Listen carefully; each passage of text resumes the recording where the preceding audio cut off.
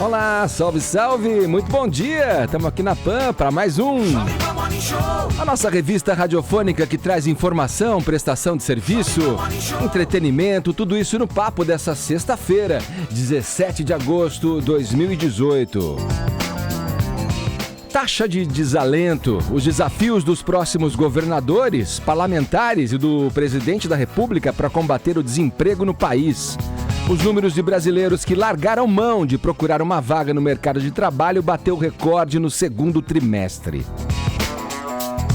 O adeus à rainha do soul, a repercussão da morte da cantora Aretha Franklin e uma explicação técnica sobre o câncer que a vitimou.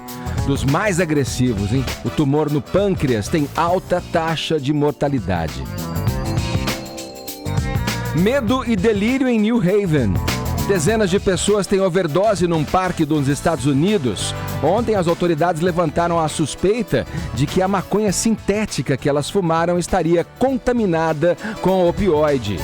Esses são alguns destaques do Morning Show que está apenas começando e você é o nosso convidado especial.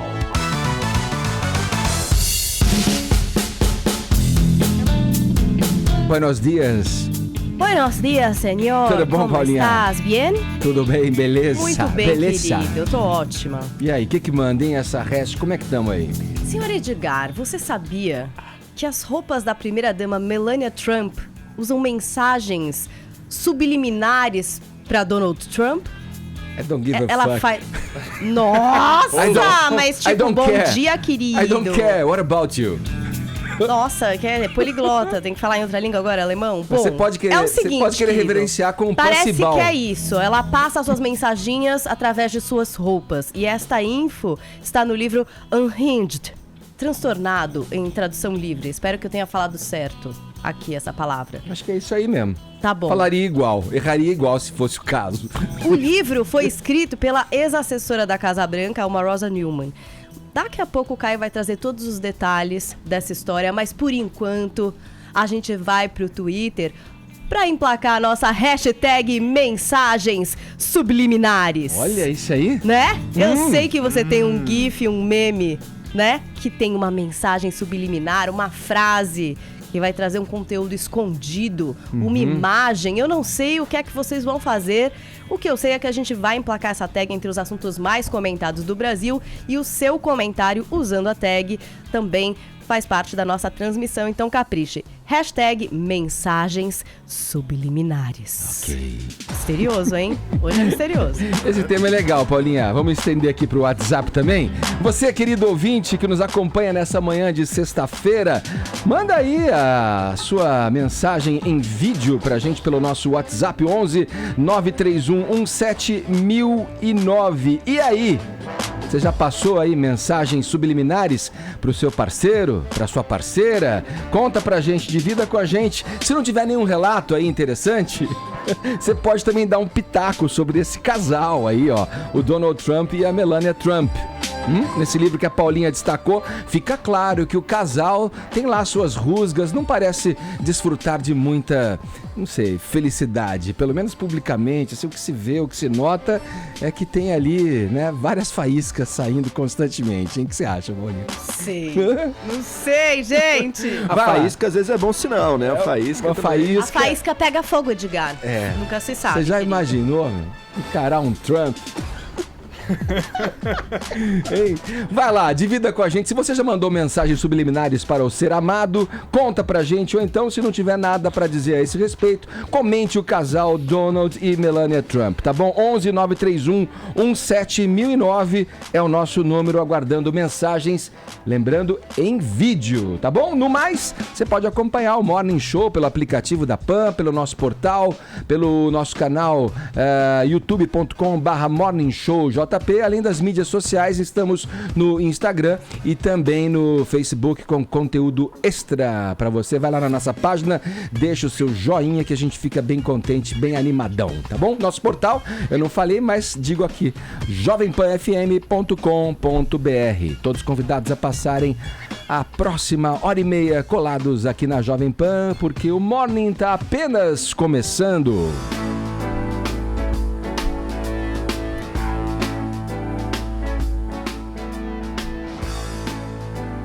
Vamos lá, ontem foram realizados os primeiros debates na televisão entre os candidatos aos governos estaduais. Vamos começar pelos destaques do debate lá no Rio de Janeiro, conversando com o nosso correspondente na cidade maravilhosa, Rodrigo Viga.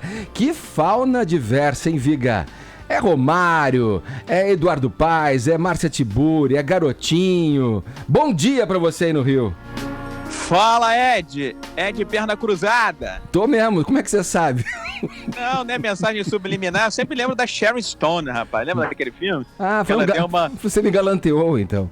É, exatamente, que ela deu uma cruzada de perna que ficou Subliminar, famosa à né? época, né?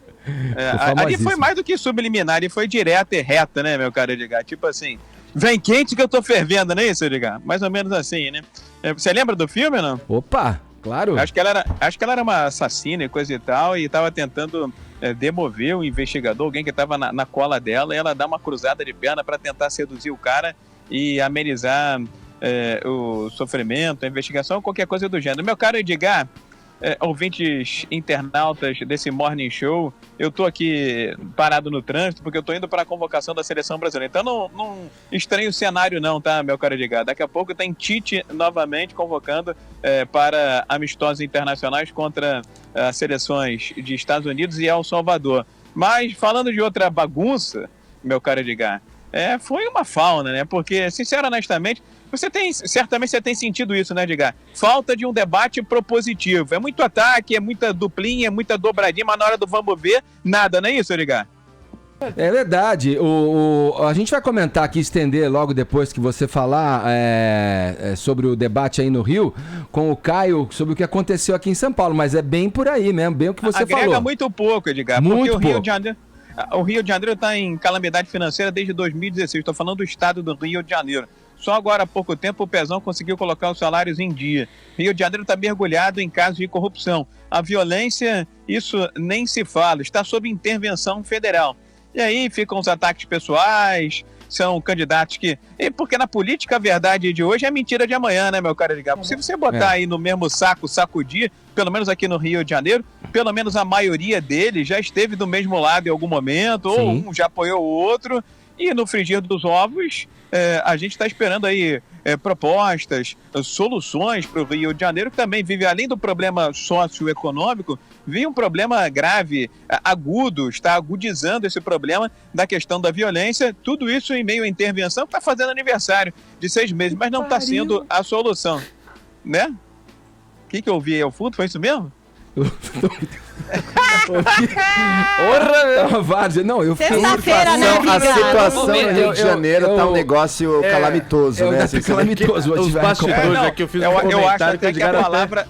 Eu acho até que a palavra, o palavrão se aplica, viu, meu cara Edgar? E tem um sem número para Ô, Viga. adjetivar e qualificar o Rio de Janeiro nesse momento que vai vivendo. Agora, meu cara Edgar, a principal vidraça nessa campanha eleitoral, indubitavelmente, é o ex-prefeito do Rio de Janeiro, que mudou de partido, mas ainda carrega consigo o ranço, né, o DNA do PMDB, agora rebatizado, repaginado de MDB. Ele até que teve uma boa performance, o Garotinho, o ex-governador do Rio de Janeiro. Enfim, que para muitos é uma verdadeira piada, é como se fosse o Daciolo nacional, entendeu, meu cara Edgar? Mas já ocupou um cargo importante aqui no Rio de Janeiro, a mulher dele, ele tentou ir para cima, tentou ir pro ataque, e o Romário, enfim, ficou ali mais no meio de campo do que no ataque. Você tá acostumado a ver o baixinho fazendo gol, né? Não é isso, meu cara Edgar? Mas o baixinho... Até de o biquinho. Exatamente. Só que ele ficou ali mais ou menos no meio de campo, ora uma duplinha, como se fala, né? Uma dobradinha com um, ora uma dobradinha com o outro. Alô, caiu a linha do Viga. Vamos seguir aqui. Realmente é complicado, né, Edgar? Eu ouço ele descrevendo aí cada um dos candidatos. É um negócio... ninguém tá muito bem no Brasil hoje em dia, mas o Rio de Janeiro, assim, Supera, tá de parabéns, porque realmente... Primeiro, uma situação econômica, assim, devastadora, né? Um estado quebrado, né? A gente acompanhou já aí nos últimos meses, professores deixam de receber, o negócio tá muito grave. Você tem a segurança pública, bom, não precisa nem falar, intervenção federal, mas que também parece que não tá dando muito resultado. E olha os quadros que a gente tem que escolher aqui, sabe? Sem necessariamente nenhuma crítica pessoal a nenhum deles, mas, pô, Márcia Tiburi, sabe? Parece que o PT rifou, né, o estado do Rio, colocando uma candidata que é uma fanática do lulismo, que não tem muita chance de ganhar, que faz um papelão, como, não sei se vai ser comentado aqui, da questão do... Eu vou comentar. Você vai comentar? Então, do Romário? E ele entrou agora no Desculpa, Partido dos palavrão. Trabalhadores como um ato revolucionário, né? Em prol do nome do ex-presidente crush Lula. do Lula. Né? Como crush do Lula, tudo. Mas não é só, né? Você pega outros candidatos também, Garotinho, com a história que a gente já conhece. Olha, é lá. Será que Romário é um governador, Agora, um gestor assim também? pra Eduardo Paes. Tá se colocando. É, Ele tá- acaba aparecendo como um nome mais... Vamos ser sinceros, de consenso, mas enfim, é uma... Mais de consciência. O cara foi prefeito do Rio de Janeiro. O que o Eduardo Paes fez quando foi prefeito? Exato. Pelo amor de Deus, eu não colocaria ele para ser o zelador do meu prédio. Não, dá. eu não sei se isso também fica meio claro, né, assistindo, que é em decorrência desse estado de coisas na política, desse modelo, né, da política brasileira. Isso tem que ser reformado. Isso, você viu o Viga falando? Muitos deles estavam juntos há pouco tempo e agora se separam. Aqui em São Paulo também, o Caio vai avançar um pouco mais a respeito do debate para o governo aqui de São Paulo, mas também é isso. Você pega ali SCAF, você pega o próprio Dória, você pega o Márcio França, né, que são os, digamos, políticos profissionais, os caras têm uma postura, sabem se comunicar ali. O resto tem uma visão ou muito sonhadora e irreal das coisas, ou um despreparo que se mostra incrível também, né? Mas o Dória disse que não é político, né? O Dória é político? Gestor. Uma figura robotizada também, respondendo meio mecanicamente as coisas. E ele tava achando que ia ser uma coisa muito fácil, ia ser muito fácil se eleger, né? E tá vendo já o Dória aqui em São Paulo que a corrida tá disputada entre ele e o SCAF, né? Não vai ser... Vamos Vai ter uma falar campanha sobre... dura pela frente. Vamos falar, eu vou Caio. avançar para o debate de São Paulo, mas o Joel levantou aqui a bola, eu só vou cortar porque foi um momento que é cômico, mas no fundo é trágico. Agora, um ponto alto do debate do Rio foi a Márcia Tiburi falando assim, olha, a gente tem que ter consciência para as coisas e tal. Aqui, por exemplo, entre os candidatos ao governo, não tem um negro. A gente precisa de mais negros na política. Aí o Romário na hora levantou e falou, não, peraí, eu sou negro. Aí ela ficou meio com cara de patsa, ainda mais, e aí seguiu o jogo. Mas falando aqui do debate em São Paulo, aconteceu ontem à noite, foram os debates estaduais. O maior alvo foi esse que você que está com a gente com imagens vê. O João Dória, o candidato do PSDB. E era esperado, né? Já era esperado. Ele está tecnicamente empatado com o candidato do MDB, o Paulo Scaff, em 21%, o Scaff 22%, então tecnicamente os dois estão empatados aí com a margem de erro para mais e para menos. Então já era de se esperar que ele e o Scaff seriam os maiores alvos e assim aconteceu. Só que o Dória foi um pouco mais, porque o Dória cometeu alguns erros quando entrou na política como gestor. O gestor que colocou o pezinho ali para ver se a água estava fria, ele teve a eleição no primeiro turno, ele fez uma leitura para si próprio. Bom, já entrei, já consegui, já entendi como é que funciona isso daqui. Aí comprou briga com o padrinho político dele, o Geraldo Alckmin, e aí tentou ser o candidato à presidência do próprio PSDB, não deu certo, se deu por satisfeito com o governo do estado e abandonou a prefeitura de São Paulo. E esse foi o calcanhar de Aquiles do Dória na noite de ontem, o Joel, porque eu tava falando com o Edgar que me perguntou, mas ele me deu as costas pra mim. Não, eu tô brincando. ouvindo Eu sou tudo. todo ouvidos, Caio. Eu tô aqui aqui 100% em você, Ninguém tá me rapaz. vendo, era só pra não perder a piada. Obrigado.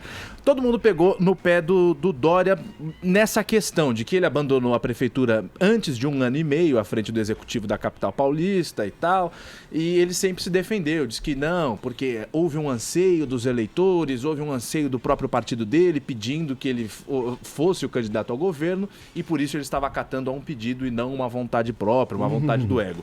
Outros pontos... Clamor. Mas que homem abnegado, né? Realmente um ele clamor abriu popular. mão da prefeitura que ele queria manter pelo clamor popular exigiu, né? Não foi por vontade dele, foi pela vontade dos outros, e eu admiro muito o João Dória por essa...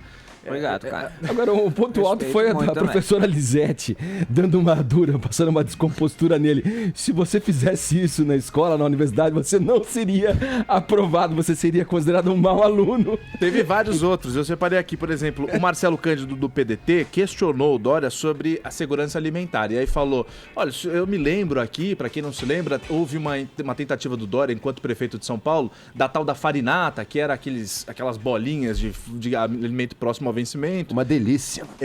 O Dória se defendeu e falou, não, isso você tá mal informado, quem inventou isso foi a Zilda Arnes, que era a fundadora da Pastoral da Criança e tal, então não me venha tocar nesse assunto. O Dória tentou brigar com o Luiz Marinho pra pegar aquela parcela de eleitorado que é totalmente contra o PT, então ele quis cativar esses caras, e aí falou o seguinte, Luiz Marinho, seu partido é horrível, quem não tá preso tá com tornozeleira. Aí o Luiz Marinho tocou assim, mas no PSDB também tem corrupção, também tem o Paulo Preto, Alckmin.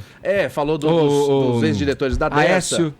O Aécio, ficou nesse embate. Agora, o ponto alto de todo o debate foi o embate entre Dória e Márcio França. O Dória falou o seguinte, Márcio França, o senhor muda muito de opinião, tá mudando inclusive sobre a questão da caça aos javalis no estado de São Paulo. E aí o Márcio França não deixou barato e respondeu ao Dória. Olha, eu não mudei de ideia não, viu, João? Quem muda de ideia constantemente é você. 43 vezes você prometeu para mim e para todos os paulistanos que você cumpriria o seu mandato e seria o melhor prefeito de São Paulo. Você disse na minha convenção o seguinte, presta atenção, João, presta atenção. O Márcio é uma liderança extraordinária. Uma parte considerável da minha vitória eu devo a esse homem aqui. Um privilégio ter um aliado com esse porte, com essa dimensão e com a seriedade. Quem é que mudou de ideia, João? Fui eu que mudei de ideia? Eu não mudei de ideia, João. As minhas ideias são as mesmas desde que comecei a fazer política. E eu não mudo. Eu faço porque gosto, tenho vocação, não traio os meus amigos, não mudo as minhas posições e, acima de tudo, não traio o povo. Olha lá. Agora um detalhe também a ser destacado é esse clima de estádio, né? Que Cada vez mais. No dos presidenciáveis, que aliás tem outro, a gente vai falar ainda no programa, tem outro hoje dos presidenciáveis, mas no dos presidenciáveis tinha um comportamento assim, né? Mais comedidos. Agora vira meio uma várzea, assim. Né? Eu acho que esse até certo ponto é bom, dá uma temperatura ali, as pessoas se interessam mais e traz... Por que a gente assiste debate, né? A gente assiste debate... É pra só saber as propostas de um candidato? Não, eu posso ler um programa. Por que eu tô ali assistindo eles falando? Porque comportamento, né? Eu quero ver o comportamento, eu quero ver o elemento humano, eu quero ver o conflito ali. Então, quer dizer, isso mas é os parte debates de um debate. são válidos quando eles acrescentam e revelam algo, tornam as sobre claras a pessoa, claro. sobre a pessoa. Exato. Porque a briguinha pela briguinha, às vezes fica uma coisa tão sem propósito, infantil. Tem muita gente que só quer ver o circo pegar fogo e isso não leva a nada. Agora, um pouco de conflito é bom. Agora, voltando aqui, pensando sobre a corrida de São Paulo, o Dória chegou na prefeitura com uma ideia de, com muita rapidez, resolver diversos problemas, uma ambição muito grande de chegar, quem sabe, à presidência, não deu certo, então tá tentando o governo. Deixou a prefeitura cedo demais, não conseguiu realizar muito do que ele vinha trazendo como ideia, como proposta, a ideia de que, nossa, tudo vai ser diferente agora que o Dória, o gestor, chegou aqui. Tudo não está diferente. Tudo não está diferente. As pessoas estão muito, acho que da cidade de São Paulo estão muito decepcionadas com ele, embora no estado inteiro ainda se acredite, ainda se tenha como ideal essa coisa da pessoa que não é o político tradicional, é alguém que traz uma cabeça empresarial, uma cabeça da meritocracia, uma cabeça do crescimento, de ir atrás. Não é à toa que quem que está liderando é o Dória e o SCAF, que era da Fiesp, que também representa isso, representa esse mundo mais empresarial, essa ideia de que nós, o estado de São Paulo, é o estado que produz, que trabalha, e quem for eleito vai ter que encarnar esses valores. O Dória estava achando que ia ser muito fácil para ele encarnar isso nessa corrida, tá vendo que tem competição aí. E o SCAF também tem um calcanhar de Aquiles, né? Se o do Dória é ter abandonado a prefeitura, ter mudado muito do que ele falou, do SCAF é ser o candidato do MDB, né? O candidato do Temer. Isso foi trazido também no debate. Foi. Bastante gente perguntou isso, questionou, falou, olha, o próprio Márcio França falou, SCAF, eu quero tirar uma dúvida. Nas últimas eleições de 2010, o senhor concorreu pelo meu partido e agora está aí no MDB. O senhor acha que fez uma boa troca? O Temer é um homem honrado aos seus olhos e ficou batendo muito nessa tecla. Ele sempre fugiu, né? Sempre fugiu, não respondeu, não deixou claro, mas também perguntou o seguinte, apesar de você ser diferente, ser um empresário, você pertence ao MDB e vai ter que governar com o partido aqui. Você acha que o modelo do Rio de Janeiro se implementaria aqui? Aí citando o Eduardo Paes, citando o Cabral e tal coisa. Exato. Então acaba sendo também ninguém quer estar muito perto do Temer, né? Não é exatamente um nome que inspira aí o eleitorado a te apoiar. Mas, bem ou mal, é isso que o paulista gosta. Ele quer um empresário, ele quer alguém que traga essa ideia do trabalho, da produção, do crescimento para governar, para gerir o Estado, e vai ser muito difícil. O Márcio França, que é o nome da antiga política aqui do Estado, acho que a única cara dele é essa, no fundo, o único valor que ele encarna é isso, essa negociação de bastidores da política, e ainda mais pro Marinho, que representa o PT, que não tem entrada muito boa aqui, então eu acho que a corrida deve continuar entre os dois, Dória e SCAF. E essa questão do do SCAF, né, ser do MDB. Eu me lembro, agora a gente vai falar do assunto da eleição para presidente, dos presidenciáveis, tudo, e de nenhum candidato se apresentar como o candidato do governo, né? Embora o Henrique Meirelles seja do MDB, ele propaga mais as questões dos ganhos econômicos, quando ele fez parte. Ele fala mais do Lula do que do Temer. De outros governos, do Lula, inclusive. É o candidato do PT, na verdade. Exatamente, é o candidato do PT. E nem o candidato do PSDB, que é o Alckmin, que também tem esse acerto com o chamado Centrão, mas quer manter uma certa distância. E o que chamou a atenção na entrevista do presidente Temer, na última entrevista dele, é que ele disse, não, eu não quero incomodar ninguém, entendeu? Associar o nome, tem essa coisa da rejeição. Ele toca nesse assunto na entrevista. Mas vamos falar do debate aqui, né? Seguindo aqui para encerrar esse primeiro bloco com os debates eleitorais. Hoje à noite será realizado o segundo debate entre os presidenciáveis na TV. Dessa vez, Vini, haverá um púlpito ali representando o ex-presidente Lula? Um púlpito vazio, Edgar. Vai ter isso? Vai ter isso. Vai ficar o tempo todo ali na tela, mas detalhe, não poderá ser feita nenhuma pergunta para o púlpito vazio. Você já imaginou? Você faz a pergunta, fica 1 minuto e meio em silêncio, né? Aí o candidato depois faz a tréplica, então não vai poder ter isso, não vai poder fazer nenhuma pergunta para um candidato que não estará no debate hoje à noite, às 10 horas da noite. Portanto, teremos um time repetido do primeiro debate, né? Mas você sabe que sairia menos asneira e menos mentira, né? Do que se tivesse... com o Lula lá. Mas o PT até insiste, né, Caio? Tentou lá um recurso novamente para que o Lula pudesse participar, mas o ministro Sérgio Banhos, do TSE, rejeitou mais uma vez esse pedido do PT para que o Lula participe do debate. Dando o motivo óbvio, né? O candidato está preso, não pode participar. E a emissora também que vai realizar o debate hoje rejeita que um vice ou um representante do PT participe. Então o PT, mais uma vez, não vai ter um candidato, será representado pelo púlpito vazio. Então o time praticamente repetido do primeiro debate, Edgar: Álvaro Dias, Ciro Gomes, Bolsonaro, Guilherme Boulos, Geraldo Alckmin, Henrique Meirelles, Marina Silva e vamos ver se Cabo Daciolo desce dos montes, se terá autorização divina, né? Ontem muitas emissoras subiram ao monte para ouvir a palavra de Daciolo e vamos ver se ele desce para poder nos brindar, né, com mais uma grande participação ilustre de Daciolo em um debate. E olha que ele tá subindo, hein? Já passou o Meirelles.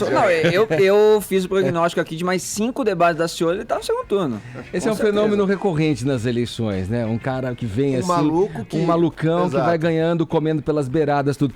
Antes de eu chegar no próximo tema com você, João, só para complementar o que o Vini tá falando, você considera um ganho pro PT? O PT, dentro da estratégia dele, queria essa tal cadeira vazia ali desde o primeiro debate, né? É um pequeno ganho, uma pequena vitória de honra pro PT. Claro que o ideal para ele seria a participação do Lula, não vai acontecer, ele está preso, não tem a menor chance disso. Agora, no debate passado não teve púlpito, não teve cadeira vazia.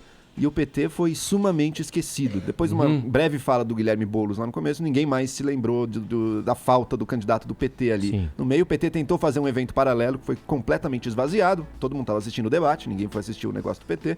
Agora, pelo menos, o PT tem um púlpitozinho ali para as pessoas lembrarem que ele existe durante o debate. E isso é tudo que o Lula não quer agora, que as pessoas esqueçam que ele existe. Agora, essa estratégia que o PT mantém em manter o Lula como candidato e ainda pedir para que ele participe dos debates, aí vem a rejeição, aí o PT fala, existe a perseguição das emissoras, da justiça eleitoral. O que você tá vendo disso, João? É tudo para gerar mídia, né, Vini? É tudo para ficar sendo assunto comentado aí. É um teatrinho que eles mantêm, só para estar aparecendo na mídia, ser discutido, levantar polêmica, jogar para a plateia deles essa narrativa, essa história de que seria uma prisão política. Mas acho que ninguém ali verdadeiramente acredita nem que o Lula irá para qualquer debate, nem que a candidatura do Lula será aceita. Sim. Acho que todo mundo ali tem plena consciência de que nada disso vai acontecer. Ô Joel, ainda nesse campo judicial aí, da corrida presidencial, aí a procuradora quer celeridade aí, né, nesse processo aí, né, junto ao Tribunal Superior Eleitoral, na análise do registro da candidatura do Lula aí. Essa insistência do PT, né, no nome do ex-presidente, e que custo tem isso para a democracia, o que isso gera, né, nesse momento de decisão, momento decisivo para o país e para o próprio partido, que se vê mais enfraquecido ainda do que nas últimas eleições. para a democracia brasileira tem um custo considerável. A gente está num momento de uma decisão tão importante, Edgar, para o futuro do país, sabem que seria bom a população já estar discutindo as propostas, as candidaturas, e estão mantendo essa farsa que desmoraliza as nossas leis, desmoraliza a nossa justiça também, sabe? Porque está dizendo, olha, essas regras do jogo aí, que os brasileiros com tanto custo tentam impor e tentam manter, elas não valem nada. Nossa candidatura está antes de tudo isso. Se as leis forem contra, a gente vai dizer que as leis são ilegítimas, a gente vai dizer que é tudo um grande golpe. Enfim, desmoraliza muito as nossas instituições, isso é muito sério. E para o PT é uma estratégia bastante arriscada, é uma estratégia é um all-in do poker, sabe? Aquela jogada, vamos apostar tudo na figura do Lula, que é o nosso maior ativo. Agora, o Lula sendo candidato é ruim, por exemplo, para os candidatos a governo ou outros cargos do PT, porque eles, na campanha que começou agora já, eles não vão poder aparecer com candidato à presidência, portanto. Não tem ninguém para aparecer com eles. Então pode estar prejudicando, inclusive, os candidatos a deputado, candidatos ao governo do PT, que gostariam de estar numa campanha com um candidato a presidente, que pode aparecer, pode ajudá-los e todo o resto. Então, quer dizer, uma estratégia bastante arriscada para o PT.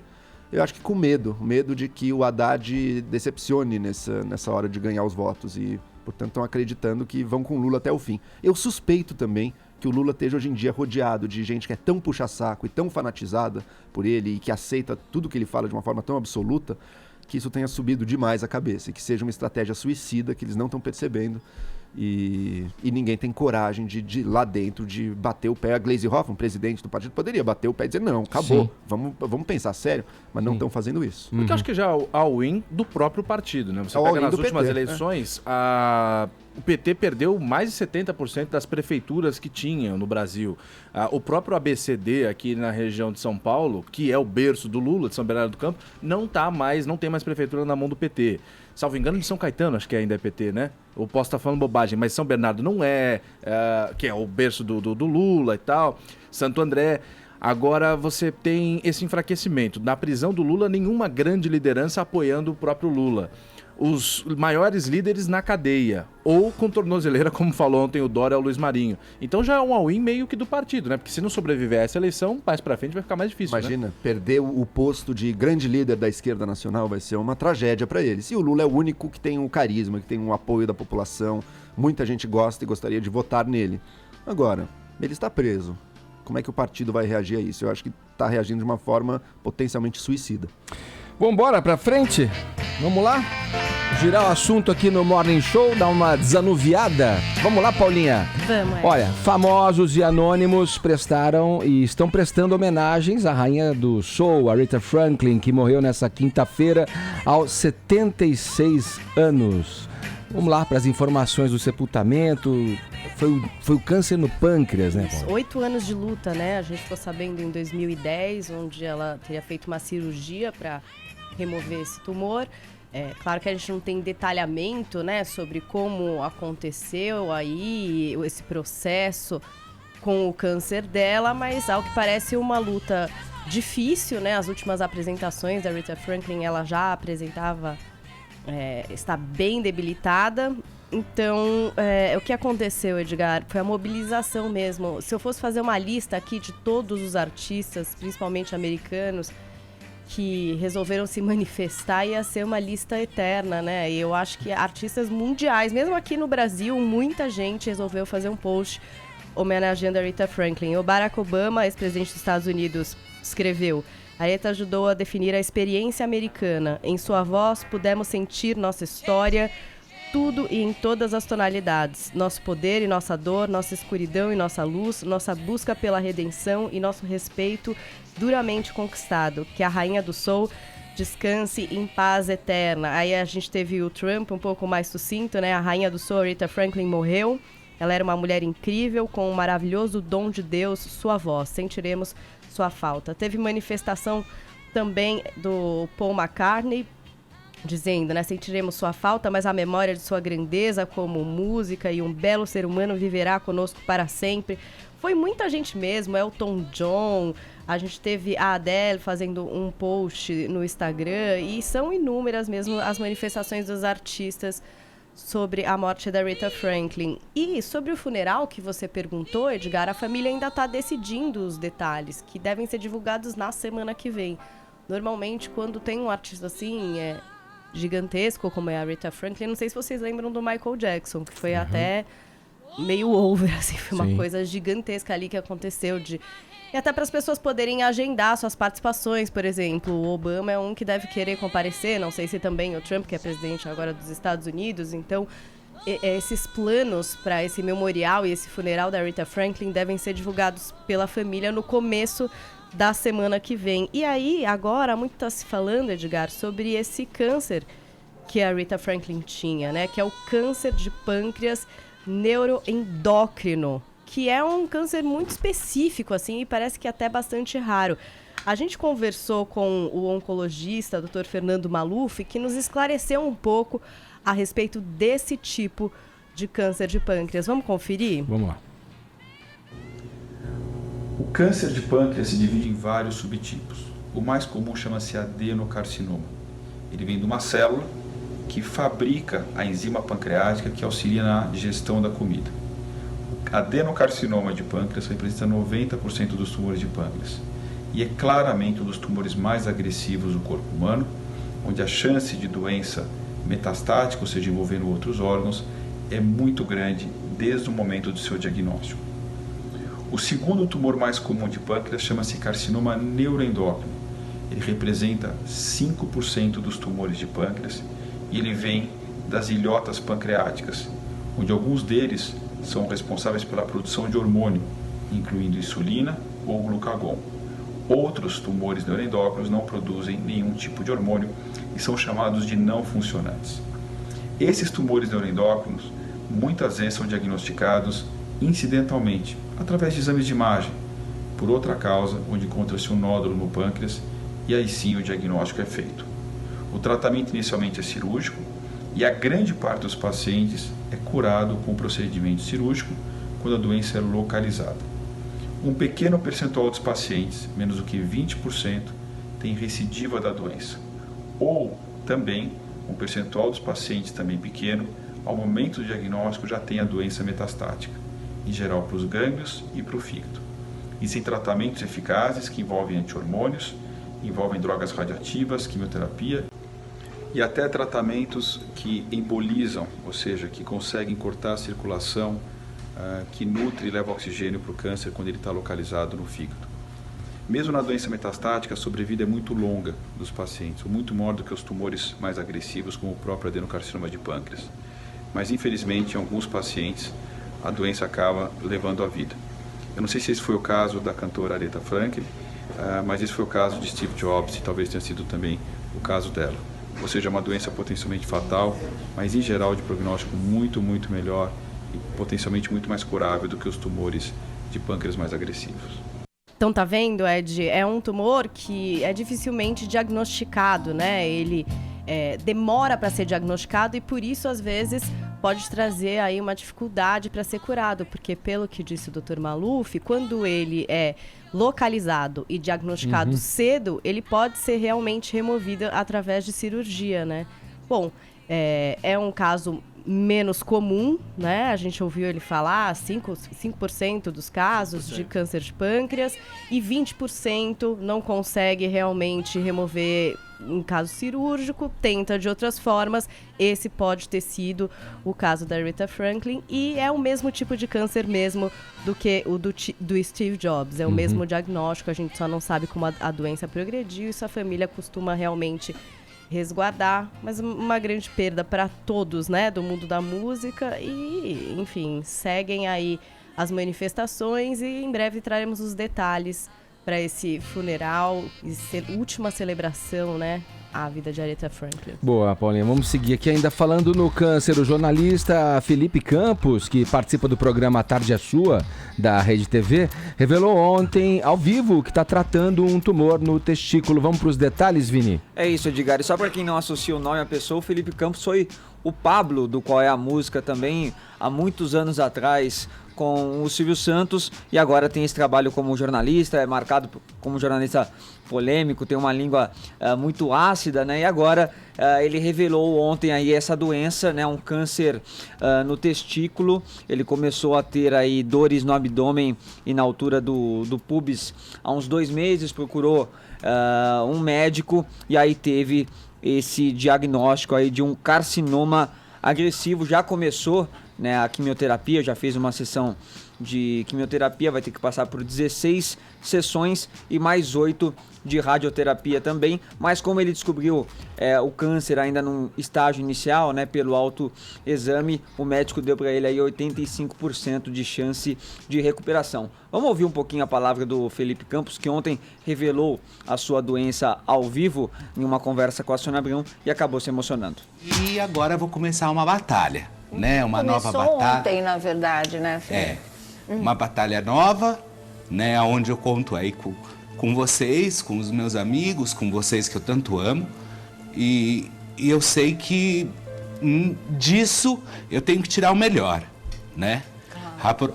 Aproveitar essa oportunidade que Deus está me dando de descobrir tudo isso no início e seguir em frente, seguir a minha vida da forma mais honesta que eu acho que eu posso ter. Sim. Com dignidade.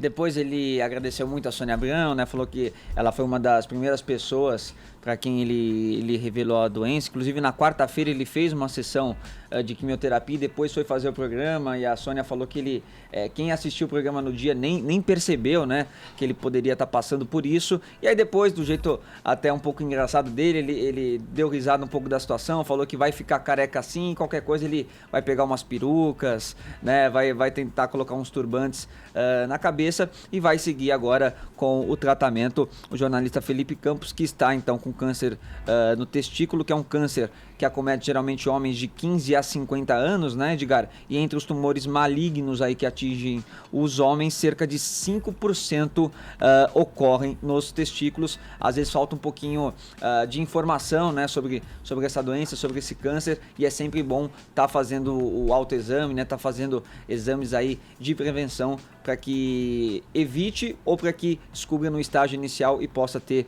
uma boa recuperação.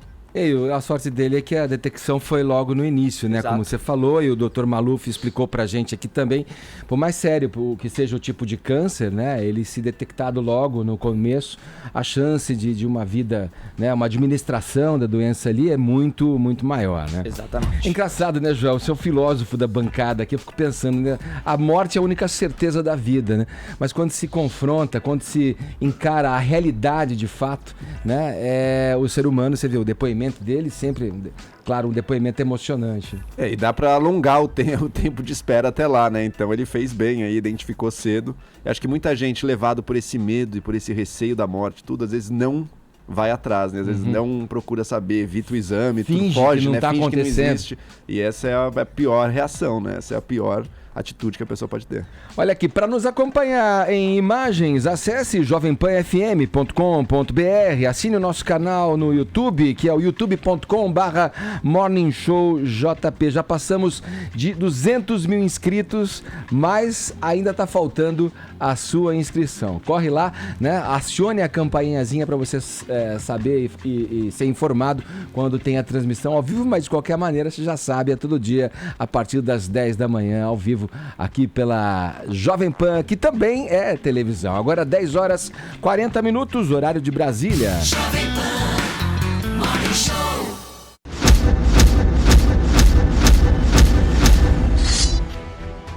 Eles são muitos, mas nós somos mais.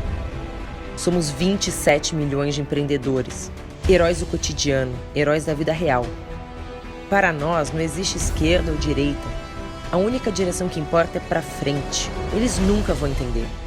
Os desafios que superamos, as frustrações no meio do caminho, as noites mal dormidas, a alegria de fechar o primeiro negócio, as pessoas que dependem de você. Eles nunca vão entender, mas nunca conseguirão nos parar. Não vamos nos esconder diante do desafio de mudar o Brasil. Pode parecer uma tarefa impossível, mas conquistar o impossível é o que nos move. Sabemos que o verdadeiro poder está nas nossas mãos. E são essas mesmas mãos que vão forjar um novo Brasil. Além da esquerda e da direita, um Brasil para frente.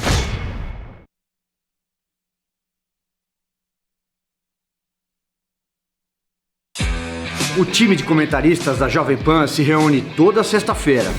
90 minutos de debate sobre as eleições. Vamos discutir, explicar e analisar o noticiário político para ajudar você a entender essa disputa. Essa é uma das mais, se não for a mais importante eleição da história republicana brasileira. Toda sexta-feira, às 4 da tarde, ao vivo, na Jovem Pan e no nosso canal no YouTube. Pra cima deles. Jovem Pan. Jovem Pan. Morning Show.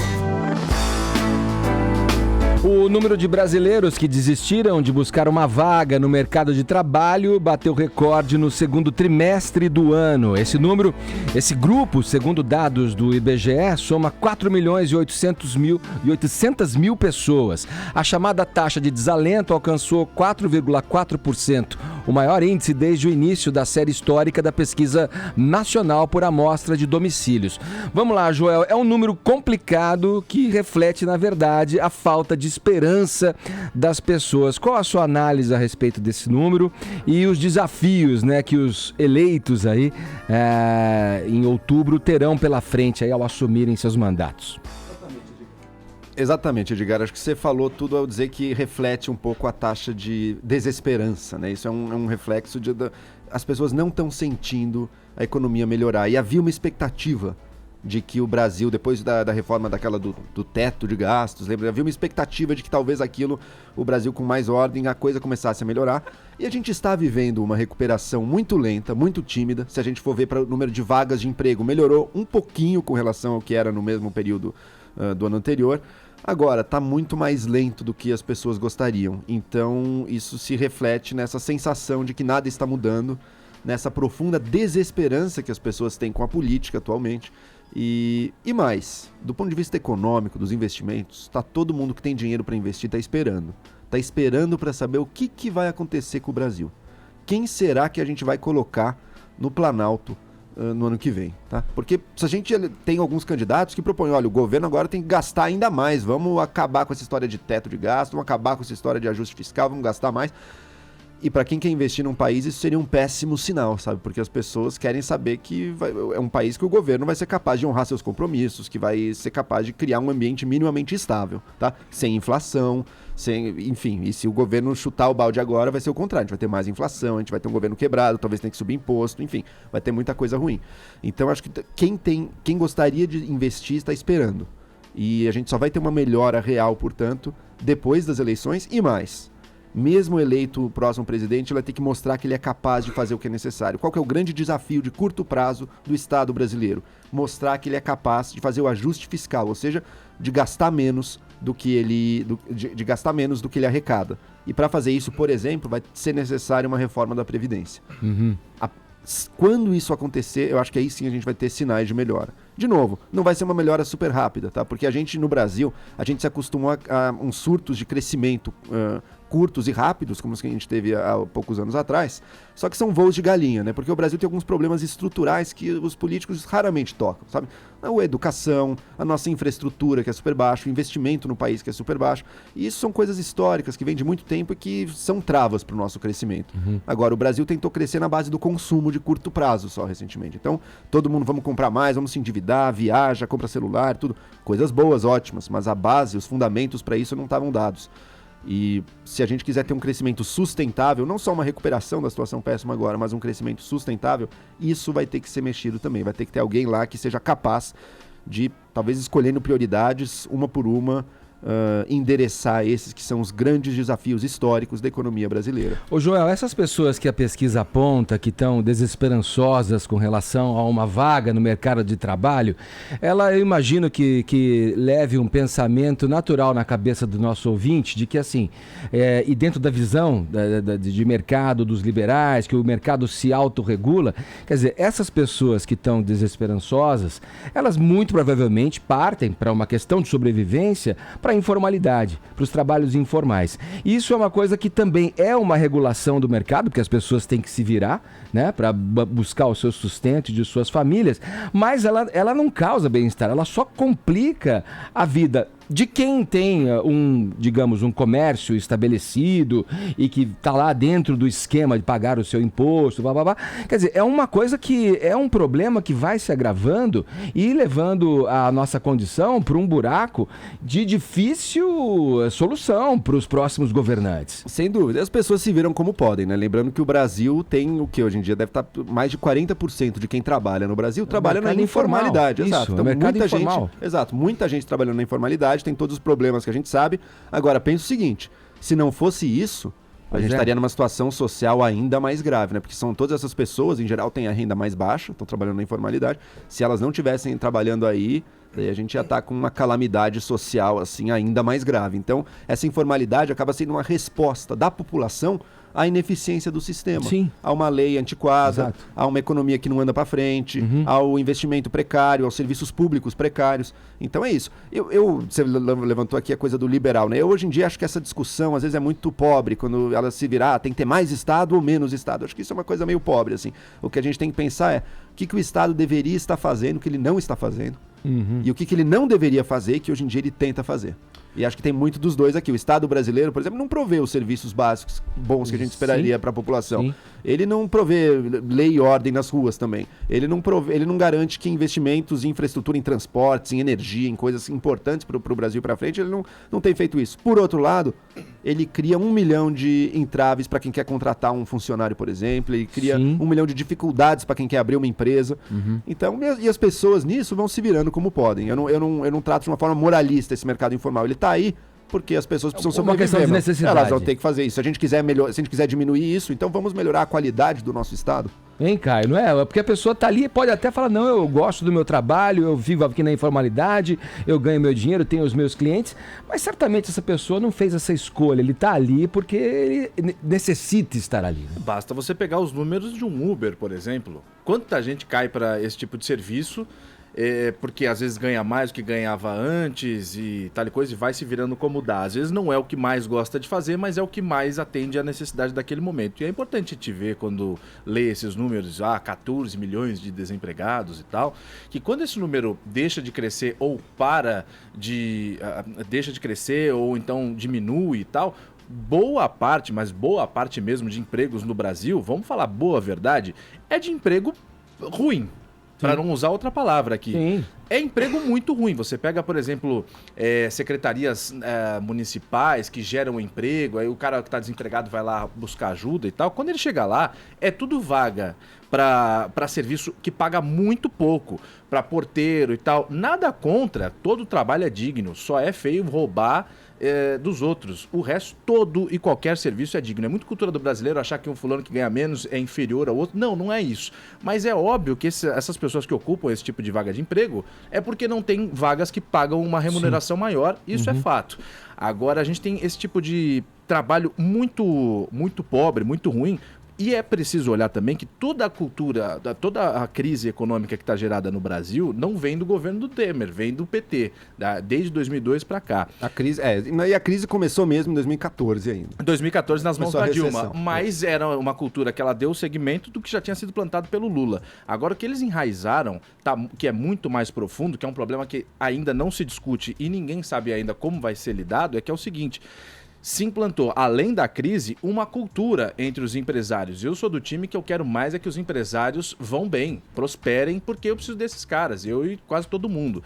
Então eu torço para que todos vão bem. Mas se implantou uma cultura que é bastante perigosa. Com essa crise, várias vagas foram cortadas e vários salários foram achatados. Voltando tudo a voar de vento em popa, será que vão aumentar salário tudo de novo? Digo o seguinte: o sujeito que ganhava R$2.000, olha, tá na crise, o sujeito que tá trabalhando do seu lado ganha 2.000 também, foi mandado embora. Se você quiser continuar, eu vou ter que te pagar 1.600. Você topa? Ah, eu topo.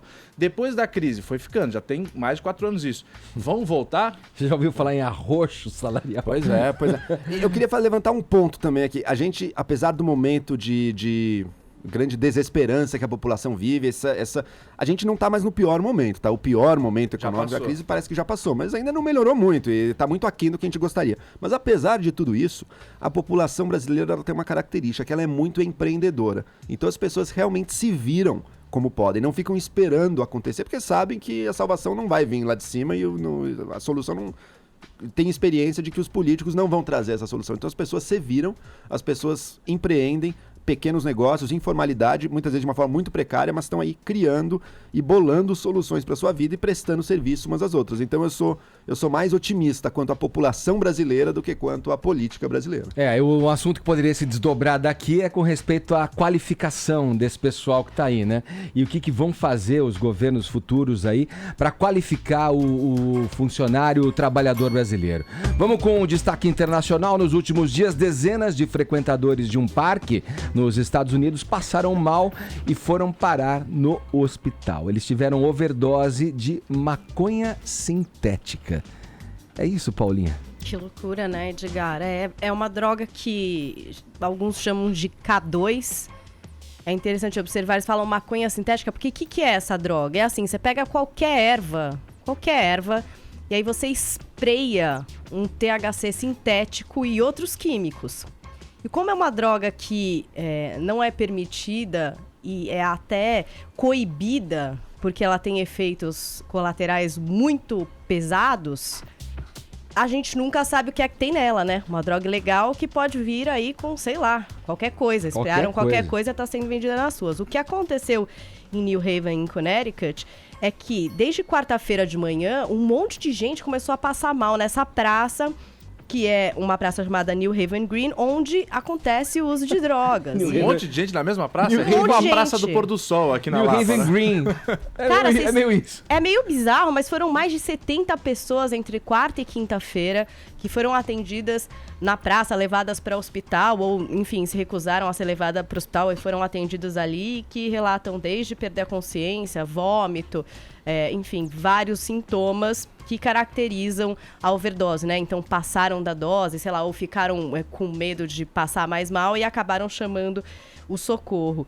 E aí, o que acontece é que, nos testes que têm sido feitos, o que se estabeleceu é que, basicamente, eles acreditam que essa overdose tenha sido causada por esse K2. 3 pessoas até foram presas, uma acusada de distribuir gratuitamente amostras grátis da droga ali na região, e algumas outras pessoas... foi encontrado ali também meio que uma, não sei se a gente pode chamar de contaminação de fentanil. Fentanil é um opioide que a gente já falou aqui, né? Que estava também ali relacionada à overdose da Demi Lovato. E do Prince, né? E do Prince também. Mas assim, algumas pessoas tinham, mas o consenso é de que não. Foi mesmo esse tal K2 aí que provocou todos esses casos lá em New Haven. E eles estão tão preocupados, Edgar, que vão ficar lá nessa praça, montaram tipo um posto de atendimento, porque acreditam que ainda vão ocorrer aí alguns episódios, então eles vão se instalar lá para, enfim, ver o que podem fazer para reverter essas overdoses. E aí você pergunta, cara, mas overdose é quando tem risco de morte, né? Sei lá, porque é o que a gente imagina, né? Morreu de overdose, né? Mas o não que só, normalmente né? é associado. Mas no caso dessa droga, parece que 2 dos casos ofereceram risco de vida. 2 dos atendimentos foram realmente muito sérios, assim. E não se sabe o que se bota pra dentro, né? Você falou, essa substância que eles pulverizam nessas ervas, você vê pelo que nos acompanha a imagem, vê aí um saquinho, né? Um invólucro aí com o que seria essas substância, né? Tem aí, parece-me que pétalas de flores. Pode ser parece qualquer, um chazinho, pega uma né? grama, pega um chá, pega qualquer coisa, só que aí vem joga aquela... substância. Pode ser até 100 tóxica. vezes mais potente do que o princípio ativo da maconha, né? Sim. Então, um negócio assim, uma dose E com de outras substâncias. mata-leão. Às vezes outra substância isso. também, né? Então, um negócio perigosíssimo. É por isso que pra dar risada, pra dar uma relaxada, eu só uso droga que eu sei o que é. Tipo, Porta dos Fundos, essas bobagens aí. Ô, Paulinha, mas tá... Cerveja ruim. Ô, Paulinha, você falou das overdoses. Você sabe que lá nos Estados Unidos é um problema seríssimo. Aqui no Brasil, a gente tem agora muito acesso a esse dado porque está nos debates políticos das mortes violentas por arma de fogo e tal. 63 mil mortes no ano passado, pelo que os políticos estão falando. As overdoses mataram 72 mil pessoas no ano passado lá nos Estados Unidos. Tá certo que a população é bem maior, mas é uma coisa que preocupa. Supera morte por arma de fogo, por acidente de carro e por HIV. Isso. As overdoses lá nos Estados E Unidos. se vocês quiserem ver um curta documental muito legal que até concorreu ao Oscar, Heroin, que tá na Netflix, que traz a história de 3 mulheres que combatem as overdoses numa cidade em que isso é epidêmico, que é Huntington, em West Virginia, e tem inclusive uma delas que é uma chefe da Brigada de Bombeiros que foi eleita pela Time entre as 100 pessoas mais influentes do mundo. É bem interessante, é um curta documental, então anota aí, Heroin na Netflix. Deixa eu ver quem tá aqui pra dar a hora certa pra gente sair pro Agora em break. São Paulo, pelo horário de Brasília, 11 em ponto. Oh, deu uma rabiada. Porra, meu! Deu uma rabiada em você, irmão. Brincadeira, vai embora, meu. Jovem Pan Morning Show.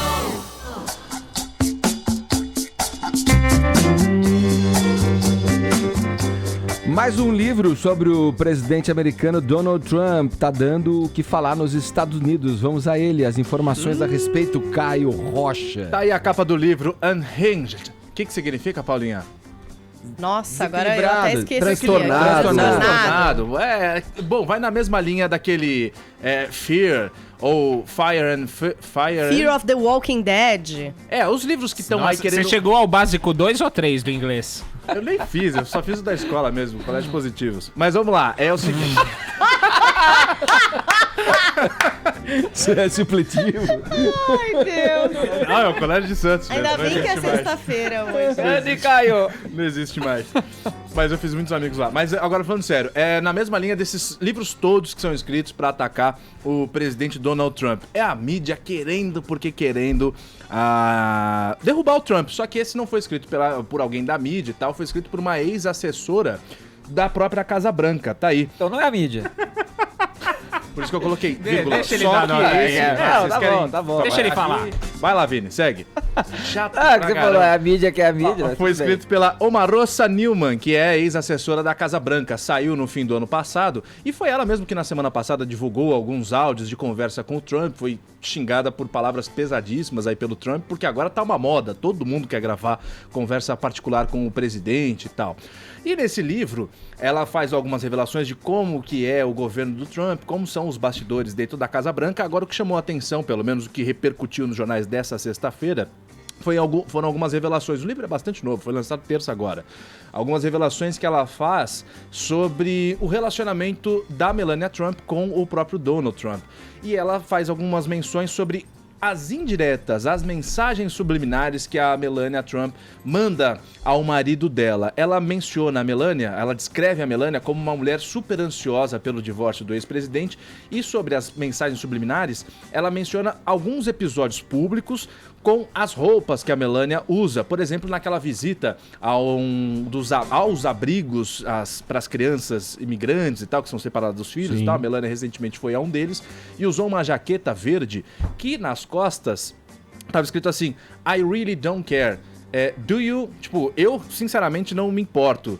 Você se importa? Não é exatamente subliminar essa mensagem. Ela não é bem subliminar. Escreveu na jaqueta. Já naquela época, naquele dia, toda a imprensa internacional... Pra dar uma apaziguada no desastre ali causado pela política de imigração, não era? Exato, e ela se colocou até contra. Lembra que ela falou de algumas declarações falando assim: olha, eu espero que algum dia, a gente sabe que a gente tá cumprindo a lei, mas que algum dia os governos possam governar com o coração também, alguma coisa nesse sentido. Sabe o que eu tinha entendido com essa roupa dela, só fazendo um pontão rapidinho? Que tinham criticado ela por uma roupa que ela usou uma vez pra ir num lugar. Eu achei que isso era meio a resposta, sabe? Eu não ligo que vocês critiquem daí. E ela falando pro Trump, você liga?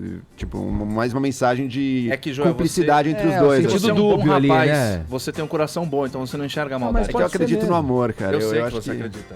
Você é um filósofo. Bom, outra roupa também da Melania que chamou a atenção, que foi usada como exemplo nesse livro da Omarosa, foi uma blusa rosa da Gucci que se chama Pussy Ball. E foi usado durante os debates presidenciais de 2016, dias depois de ter vazado aquele áudio do Trump entrando no jatinho particular dele, falando assim: olha, eu consigo pegar uma mulher pela pussy porque eu sou estrela, porque eu sou estrela e sou rico e tal. E aí a Melania Trump usou essa blusa da Gucci, tá lá, que se chama, o nome da blusa, não tem nada escrito nela, mas o nome é Pussy Ball. E bem baratinha, né? 1.100 doletas só. Mas isso é contra ou a favor do Trump? Não tô entendendo. Não, é porque assim, eu não sei, eu entendi. É uma crítica, acho que tá afirmando o que ele disse, associado né, ao termo, é uma corruptela do termo, talvez take a ball, né? Que você, a reverência, né? Quando você vai à majestade, que você... Eu vejo mais como uma sátira. Aí, no caso, então, ball é de laço, né? Seria o laço... Do quê? Mas é mais sentido de curvar-se, não? Não me ensinou. Você Ninguém quer falar. Bom, é isso mesmo que você, cara ouvinte, pensou. Pois é. Eu leio como uma sátira aquele episódio de 2016, quando o Trump deu aquela declaração, vazou aquele áudio. Aí cabe cada um interpretar. Mas eu, sinceramente, vejo, agora porque eu vi que ninguém mais se manifestou, eu vou falar minha opinião. Agora já reportado o que tá acontecendo, eu vejo esses ataquezinhos muito bobos ao Trump. Deixa o homem trabalhar, como diria o outro. Fica todo mundo, eu tenho alguma coisa pra revelar, Tá, e aí? Como é que o nossa, presidente vai cair do maior o Trump país do disso? mundo pode passar incólume pelas asneiras e pelas coisas que ele fala, pô? Bom, mas o que interessa é o que ele faz, né? Se ele é um trouxa na vida real, não interessa. Não Interessa que a economia lá tá voando. Não, mas as críticas são relacionadas a ações públicas dele, a comportamentos públicos dele. Cara, o próximo presidente que entrar no Brasil pode ser um bêbado, mas se ele governar e colocar esta bagaça no lugar, pra mim não me interessa. Paulinha, chega ao fim essa relação até o final de mandato? Esse casal? Não, eu acho que esse casal é meio parça, meio House of Cards parça. Eu assim. acho. Eu acho. E eles ficam criando esses boatos, porque o pessoal quer detonar o Trump. Mas o pessoal quer detonar tanto o Trump e vão tão ávidos nisso. Esses dois vestidos dela aí, eu não sei se eram contra o marido. Eu entendi como sendo afirmações do marido. Ela tem uma cumplicidade com o marido ali. Então eles ficam, então eles vão se separar, vão se divorciar. Daí não divorcia. Com que cara fica esse pessoal que apostou nisso? Vai ter o impeachment, porque agora descobriu. Daí não descobriu nada, não tem o impeachment. Então parece que eles estão tão desesperados pra atacar o presidente. E beleza, eu também tenho muitas críticas ao presidente. Agora, esse desespero todo acaba desmoralizando os críticos dele. Nossa, eu achei que ia todo mundo ficar contra o Trump aqui. Eu já tava com várias pedras na mão aqui pra atacar em vocês. Trump é uma coisa, não gostar dele é uma coisa. Mas as situações são situações, sei lá, eu acho que eles estão juntos, depois de tudo que já fizeram, ainda estão aí. Fora que tem a ver? E se ele separar dela? Eu não entendo o que isso interfere em qualquer coisa. Eu só torço pra um casal se separar, mas não vou revelar aqui. Eu não vou gostar menos ou mais do Trump. Eu não gosto particularmente, mas eu não vou gostar menos ou mais dele se ele tiver casado ou não com a Melania Trump, sério. Isso encaixaria na narrativa de que ele tá, se desmoronando, sabe? Que, nossa, o casamento acabou, ele é uma péssima pessoa, tá tudo dando errado. Então casaria com essa narrativa. Agora, se o casamento ficar sólido ali, como é que fica essa narrativa toda? Olha aqui. Vocês estão concordando muito comigo hoje. Nossos espectadores e ouvintes do Morning Show aqui mandaram pra gente vídeos em que fazem comentários sobre esse lindo casal, o Donald Trump e a Melania. Vamos conferir? Solta, Murilo. Bom dia, Jovem Pan. Mensagem subliminar pra mim é quando a minha mãe fala que eu não posso dormir na casa da minha amiga só porque a gente tem um compromisso. E a gente não tem um compromisso. É só porque ela não quer que eu durma na casa dessa amiga. Isso é mentira, querida. Aqui é o de Cambé, Paraná, belezinha? Tô aqui, fazendo um servicinho aqui, limpando a piscininha. Então, a respeito dessas mensagens subliminares, eu não sei se é uma mensagem subliminar ou se é uma indiretinha, mas vira e mexe, a minha patroa fica postando algumas coisas no status, daí a gente pergunta pra ela se aconteceu alguma coisa. Não, só pensando. Não sei se é uma mensagem subliminar ou alguma indiretinha, mas aí fica a dica. Valeu, galera, abraço a todos. Olá, galera do Morning Show, escolha o meu vídeo. Quem fala é Jorjão aqui de Uberaba, escolha o meu vídeo. Com relação à enquete de hoje, de mensagem subliminar, escolha meu vídeo. Eu não acredito nisso, escolha meu vídeo. Porque se fosse assim, o meu vídeo seria escolhido. Escolha meu vídeo. Mas já que eu não acredito nisso, gostaria de desejar um bom dia a todos vocês. Escolha meu vídeo. E desejar um ótimo final de semana a vocês, principalmente ao cara que é meu fã. Escolha meu vídeo. E um grande abraço a todos. Jorjão de Uberaba. Tchau, obrigado. Gente, foi maravilhoso. Eu tô com uma vontade de ver vídeos do Jorjão agora. Eu quero escolher um vídeo do Jorjão, não sei porquê. Sensacional, Jorjão. Ele falou que eu sou fã dele. Ele nos deu a oportunidade de conhecê-lo, né? Principalmente pro Caio, que é meu fã, escolha meu vídeo. Ninguém falou do casal, mas tudo bem. A mensagem, escolha meu vídeo. A curadoria foi boa, Vinícius. Não, mas podia falar sobre mensagens subliminares em geral. Foi muito bom, muito bom. Paulinha, e aí, como é que tá a nossa hashtag mensagens subliminares? Tá precisando de mais mensagens subliminares por aqui. Mas temos participações dos nossos ouvintes do Morning Squad. O Petrônio Dutra, hashtag mensagens subliminares. Não existe mensagem subliminar maior do que as declarações de bens dos presidenciáveis. Você vê, mas sabe que tem algo escondido. Agora a gente vai pro Vladimir Santos, hashtag mensagens subliminares. Os Simpsons têm vários, seriam várias, né? Só pra fritar o cérebro, e eles têm mesmo e fazem previsões, né? Eu já nem sei mais contabilizar quantas. E aí a gente tem aqui a do Pedro Wilson, com uma que realmente mexe com a cabeça das pessoas, né? Ele fala assim, definitivamente as mensagens que mais me deixam desesperados são aquelas que tem o capeta no meio. E aí ele pega uma que é uma teoria antiga, né? De que Walt Disney teria 666, o número da besta. Aí, não sei, Na fica forma a das dica. letras Eu não ali, sei né? se isso é uma mensagem subliminar. O Caio pode dizer. Você acha que é bobagem? Bobagem. Então é bobagem, o Caio falou aqui e confirma. Você não tem culpa nenhuma, Paulinha, mas essa hashtag nunca vai entrar nos TTs porque é muito ruim. É muito ruim. Essa eu que não é a queria falar verdade, nada é em respeito longa, aos nossos colegas aqui. é longa e não causa impacto nenhum. Assista meu vídeo. É muito ruim, Deus me livre. Assista meu vídeo. Vamos lá, saiu a lista anual da Forbes com as atrizes mais bem pagas do mundo. A super-heroína Viúva Negra colocou aí a Scarlett Johansson no topo da lista, Paulinha. É isso aí, emplacou Caramba. papéis nos Meu filmes da Deus. saga Vingadores e Scarlett Johansson arrecadou entre junho de 2017 e junho de 2018 uma grana boa, Edgar. Quanto? 4,5 milhões de dólares, querido. Quase que encosta em você, hein, Edgar? Desde Quase a época chega de MTV. Mas tá longe, por exemplo, do Amoedo. Do João Amoedo. O João Amoedo tá melhor que a Scarlett. Humilhando a Scarlett Johansson. Mas o que aconteceu de bom, pelo menos pra ela, né, que foi 4 vezes mais do que o primeiro lugar do ano passado, que foi a Emma Stone, que fez La La Land, o filme vencedor do Oscar. Em segundo lugar ficou quem? Angelina Jolie, querido, com 28 milhões. Isso porque ela emplacou a continuação de Malévola, né? Ela vai protagonizar a parte 2 de Malévola, que foi essa adaptação de desenho para live action da Disney e que levou muito público aos cinemas, então conseguiu um bom salário por isso. Em terceiro lugar, Jennifer Aniston. Você vê Angelina Jolie e Jennifer Aniston, que sina, né? As duas sempre ali. Sempre juntas. É verdade. Mas por publicidade. A Jennifer Aniston ainda se dá muito bem em publicidade. Ela é garota propaganda da Emirates, da Smartwater e da Aveeno, que é de cosméticos muito grande nos Estados Unidos. Então ela ganha muita grana com isso. E no ano que Ela vem... é coroa a propaganda, né? Nossa senhora. Muito no boa, ano que bela vem, coroa, bela coroa. existe a possibilidade dela também estar entre as mais bem pagas, porque ela vai fazer uma série com a Reese Witherspoon pra Apple e vai receber $1.025 mil por episódio. Então também vai ganhar bem. mais O do ano que que no vem Friends, tá hein? garantido pra gente. Quanto você falou que a Scarlett tem? Ganhou? 4 milhões só? Não, você, 4 milhões e meio. Ué, mas você falou que Achei o que segundo era lugar mais. foi 28, não entendi. É, então, Mas também não entendi. Ela ganhou 4 milhões e o segundo lugar foi 28 milhões, gente. 40, desculpa. Ah, tá. Obrigada. Assista meu vídeo. Ô, Paulinha, Desculpa, dá um papel amigos. pro Vini. Vini, faz você, vai. Eu tô zoando, eu não tinha entendido isso. Foi, pô, mas só Desculpa, 4... eu errei, mas vocês só perceberam 4 agora milhões? também? Nem eu, pô. Então tem 4 corrigido É na o hora. tempo que ele demora pra fazer a conta. 40 milhões, Eu sou de desculpa, humanas, pô. gente. Agora segue a lista com a Jennifer Lawrence, que era número 1, foi do número 1 por 2 anos, né?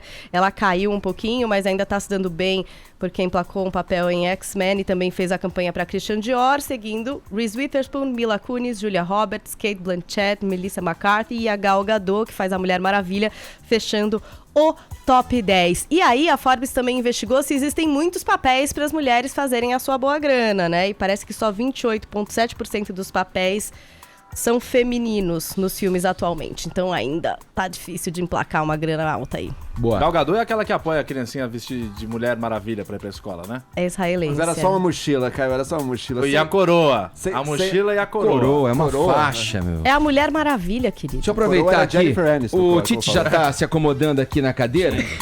Já saiu a lista. Daqui a pouco vamos falar com você, hein, falar. Tite? Você tá preparado? Tem que ter respeito acima de tudo. Dá a hora certa pra gente. 11h19, horário de Brasília. Tá certo, garoto. Jovem Pan Morning Show. Jovem Pan Morning Show. Na Jovem Pan. O técnico Tite da seleção brasileira fez há pouco a primeira convocação depois da Copa do Mundo na Rússia. Esse pessoal vai disputar o quê, hein, Vini? Conta pra gente qual é o torneio.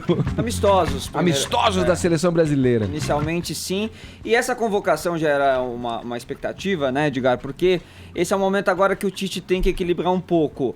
Jogadores que já trabalharam com ele na seleção, jogadores que estão numa boa fase, jogadores que ele projeta também já para um ciclo 2022, Copa de 2022, né? Então, eu acho que ele fez uma boa convocação aqui, mas vai dar uma polêmica que eu vou falar já já. Então, no gol, Alisson, Neto, o Alisson que foi titular da Copa do Mundo, Neto e Hugo, goleiro do Flamengo, que olha, vou ser sincero com você, desconheço esse goleiro do Flamengo, mas é um jovem garoto e o Tite deve estar de olho nele aí já pro futuro. Próximo papo com o Viga, a gente pergunta pra ele. Vamos perguntar. Aí na lateral, Fagner, né, mais uma vez de convocado aí pelo Tite, Fabinho, Alexandre e Felipe Luiz. Na zaga, o Dedé do Cruzeiro, que ele tinha deixado já na lista de suplentes para a Copa do Mundo, agora oficialmente convocado. O Felipe, que trabalhou com o Tite no Corinthians, tá no Porto. Sim. Marquinhos e Thiago Silva, que também já estavam na Copa. Os meias, Casemiro, Fred, Arthur, que saiu do Grêmio para ir pro Barcelona, tá jogando realmente um bolão. Andreas Pereira do Manchester United, Paquetá, esse eu gostei bastante também, jogador do Flamengo, revelação, tá jogando muito, merecida essa convocação. Felipe Coutinho e Renato Augusto já estavam na Copa também. E no ataque, o William, Douglas Costa, Neymar e Firmino, que também estavam na Copa, e as novidades, Everton do Grêmio e o Pedro do Fluminense, que é realmente o centroavante aí que tem feito muitos gols, artilheiro do Campeonato Brasileiro. Acho que o Tite acertou aqui nessa convocação. Quem vai dar muita polêmica é Fagner, Dedé e os do Flamengo, né? Principalmente o Paquetá, porque esses jogos que eles vão jogar dia 7 e 11 contra os Estados Unidos e El Salvador, que são amistosos em setembro, vão coincidir com a primeira partida da semifinal da Copa do Brasil. O Flamengo pega o Corinthians, então o Corinthians vai ficar desfalcado do Fagner, o Flamengo do Paquetá, e o Cruzeiro também está na semifinal contra o Palmeiras, vai ficar desfalcado do Dedé. Então acho que o Tite poderia ter evitado essa convocação agora, ainda mais sendo amistosos, né? Não é nenhuma competição aí oficial. De resto, eu achei bacana. Talvez poderia ter chamado um Richarlison, que tá jogando boa bola também lá no... Se ele tá já projetando a seleção para a próxima Copa, cara... Mas amistosos, né, Edgar? Vai ter muita Copa, tem Copa América no que vem. Não, tudo bem, Acho que nesse momento agora, né, você tem que dar uma prioridade pros times. Esses times já perderam bastante esses jogadores durante o período de Copa do Mundo. Né? Que engraçado, por muito tempo a prioridade sempre foi a seleção, né? Independentemente. Mas você tem que dar uma equilibrada nisso, né? Ainda mais porque, será que o Fagner vai ser o titular? Será que o Paquetá vai jogar como titular? Não sei, eu acho que poderia nesse momento evitar a convocação desses jogadores que estão aí em decisões, em reta final com seus times aqui no Brasil. Mas isso, o Richarlison que você falou, que era do São Paulo? Não. Isso daí já não joga mais, né, o jogo? Eu não lembro agora, Caio, mas ele tava jogando, acho que por um time do interior de São Paulo. Você vê que eu entendo muito. Ô, Vini,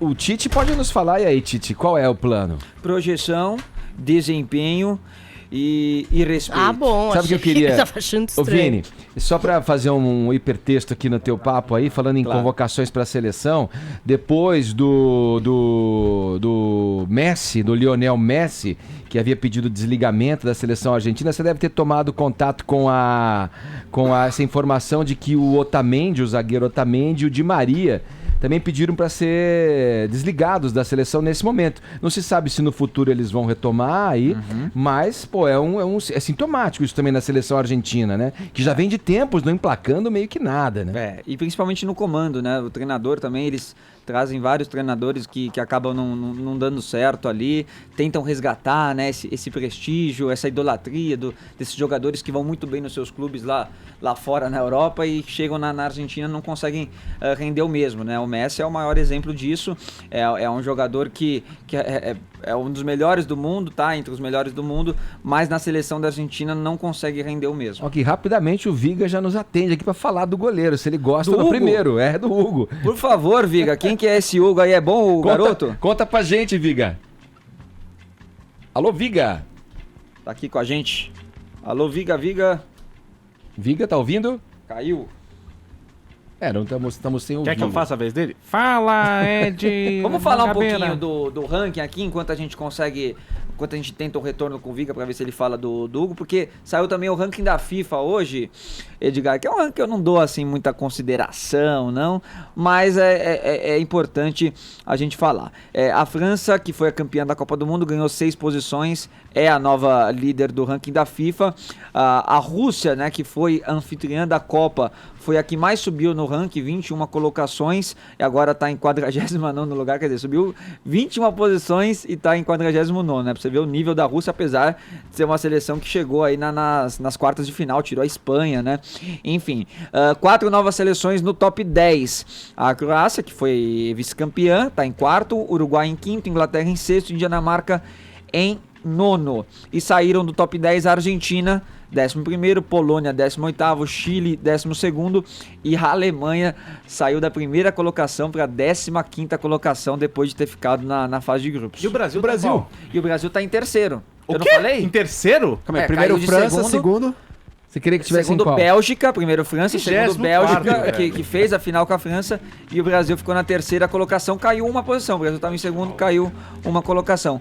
Esse ranking é questionável, eles consideram ali agora só as competições mais importantes, não consideram mais amistosos, mas é dentro de um período, né? Então, enfim, é o critério que eles acabam utilizando por lá. Temos o Viga, não, Edgar? Não, já fechou, não dá mais tempo, então? Vini. Okay. Vamos finalizar. Depois ele fala pra gente. Depois ele conta pra gente.